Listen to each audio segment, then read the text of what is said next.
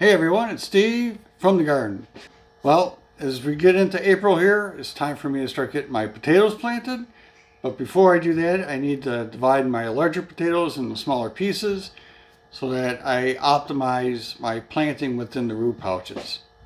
So I have my tote of potatoes and I have an empty tote here to handle all the ones I'm going to cut up. What I'm going to be showing is my Kennebec, and it's actually a mix of Kennebec and Superior. But the process will be the same for all the potatoes I'm going to be growing. The other main variety I'm going to be growing is the German Butterball, which is like a main crop potato. And that one takes a little bit longer, but again, the planting process will be the same regardless. After watching an interview with the owner of Wood Prairie Farms, which does a lot of seed potatoes, he was saying that the optimal size for seed potatoes is about 1.5 ounces. So I'm going to be going through and just kind of doing a quick weigh-in of my seed potatoes here. And ones that are big enough to cut in half, I will do so. Like this one is 3.5 ounces. So I'm just going to cut this one in half. Or, well, maybe that's not half there, but we'll see how much that weighs out. 1.1. Well, I could have done a better job of cutting that one. But I'm going to put these in my empty tote to heal over for a couple days before I plant them. This one's 2.4 ounces. It'll be a little bit too small for me to even bother dividing it, so I'll just put that one in the tote. That one's ready. This is 3.2. Let's see if I can do a better job of cutting this one in half. 1.6, that's very good.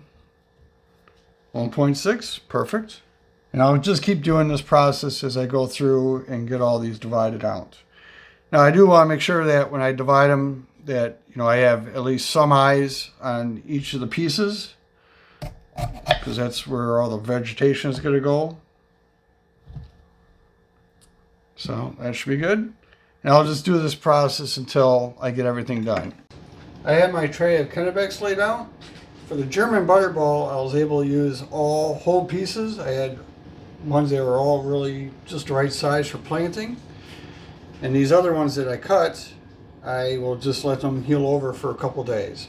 Once these heal over, we'll be able to start planting. So we'll see you in a few days. It's been a week since we cut up the potatoes and they're ready for planting now.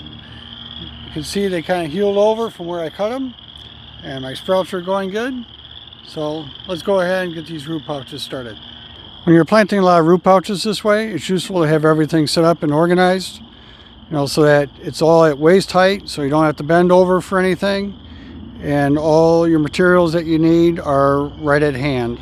So here I got my tote where I'm going to be putting my soil into. I have the chunky material from the top of my compost bin, my seed potatoes, and then the regular finished compost from my other bin. Most of the root pouches I'm using are ones I had also used last year, so I'm just reusing them. And what I'm going to do is I'm going to dump them out into the tote, and that'll give me a chance to add any amendments I need, and also inspect the soil quality. Now these ones look pretty good. You can see I got just a little bit of vermiculite in there. And that was to help provide some water retention and make the soil a little bit looser. And to that, I'm going to add 1 handful of balanced organic fertilizer and just kind of mix that in. And I'll add some more as I get the bags filled up. This pump actually had a worm in it, so put that in the bottom. I'm just going to go ahead and put more soil in here until I fill it up about 1/3 of the way. Now that's full 1/3, I'm going to add some more balanced organic fertilizer and a double handful of my homemade compost. And just kind of mix it in to the surface. And I'll take my 2 seed potatoes and I'll put them on one side of the bag. Fill the bag up some more until I get to the 2/3 mark. Okay, it's about 2/3 of the way full. Now that it's at the 2/3 mark, I'll add 1 more handful of balanced organic fertilizer. Mix that in. Another handful of compost from my compost bin. And I'll add 2 more seed potatoes perpendicular to the first 2. Then I'll fill the bag up the rest of the way.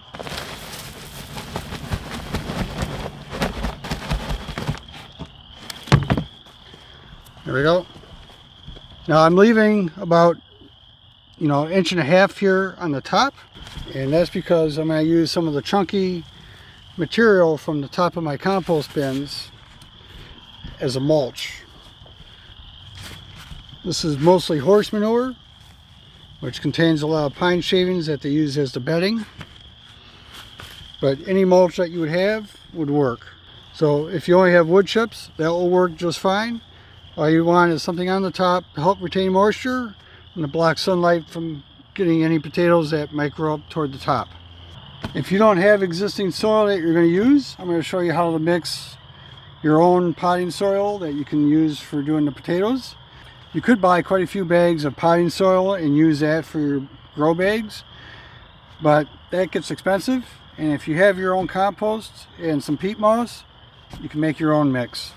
So I'm going to start by adding some compost to this bin.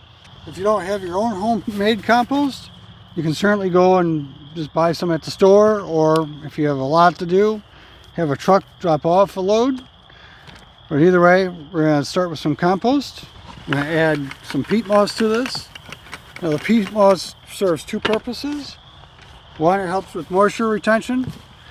2, it helps keep the compost and the soil mix loose.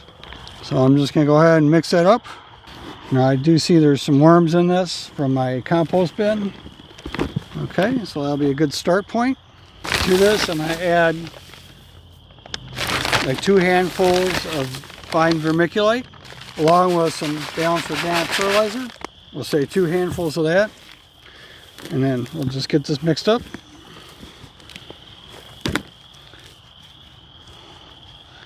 Now this chunky stuff I'll put into my bucket for going on the top. So I want to make sure I get this mixed up where I'm getting the material off the bottom mixed in with the materials on the top. With that mixed, I'll fill the bag with the seed potatoes the same way I did for the soil that was already in the bags. The pouches I'm using are a 10-gallon pouch, and you'll notice that I do fill these bags up all the way. I don't worry about hilling them. And the reason for that is these are all first and second early potatoes, so all the potatoes are going to form on a single level. So hilling really isn't necessary. And by not hilling them, that saves me some work later on. And any work I can save myself by doing it now and not having to mess with it later and potentially forget about it is worth it for me. Now, there are people who just love to hill potatoes, and there's nothing wrong with that. It's just a matter of how you want to go about growing them and what works for you. It's a few days later, and I have all the potatoes planted now. And I got them all moved over to this new location and even set up a temporary drip line in here to keep them watered. The old location where I was growing them will be used for growing sweet corn this year, but I'll make that a separate video. So if you have any questions, go ahead and leave a comment down below. Or if you want to share what potato varieties you're growing this year, go ahead and leave a comment. I'll get back to you as soon as I can. And until then, I hope you enjoyed, got something out of this, and we'll see you on the next one.